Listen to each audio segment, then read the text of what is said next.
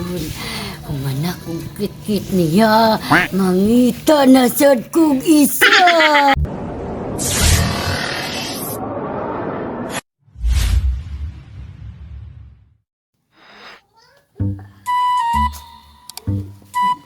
Late na kayo, kaon o tao.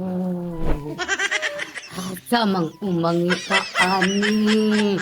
Bukalo na.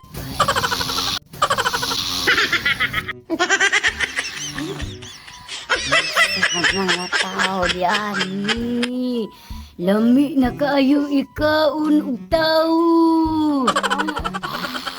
Para sa kunwari, palandong sa kulit. Andong sa basis kulahan, pati inita kayo. Uy, grabe yung panahon na kainit. Silong sa kunwari sa akin. Grabe kainit ang panahon na.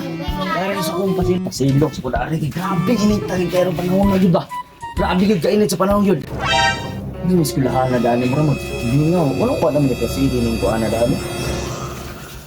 Sa kulahan, tama!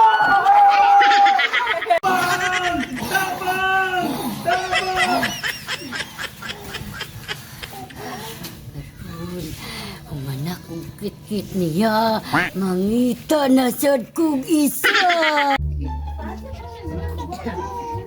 Oy, saan ni? Excuse me, sir. Eh, ako saan yung Instagram?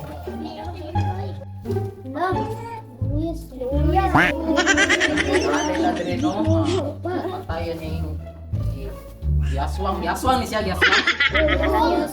Nya, kinsa may nakakita gyud ani kay ato ang ano. Kay klaro jud kayo yung pagka ano nakipaak. Isa man gyud ang nakakita ani. Kami. Ha? Kitaan jud ninyo? Oh. Sus kuluya ba ani? Uy, nya pungkol ra ba o? Kami na siya. Unsa man na? Alam mo namatay diri na? Ada uya pud ana. Uy, kayo okay. Gaswak ang guro niyo, igipa nang niyo. Uya uy. Na daw man ni kay sa kapalaran ni na pungkol pa paapag umo. Ya mara no na. Ay kamatyan niya. Kaya ka mo ani na? Lawa mi kailaan na uy. Awa mo kaila? Wala. Nang limitado din ni diri. Oh. Silahan na di ay. Buti pa ko na siya dito eh. Dala na sa police station ipaglate lang siya tagsungo dar makuha na siya ba. Aw. Oo, yung kaya yung patay, oh.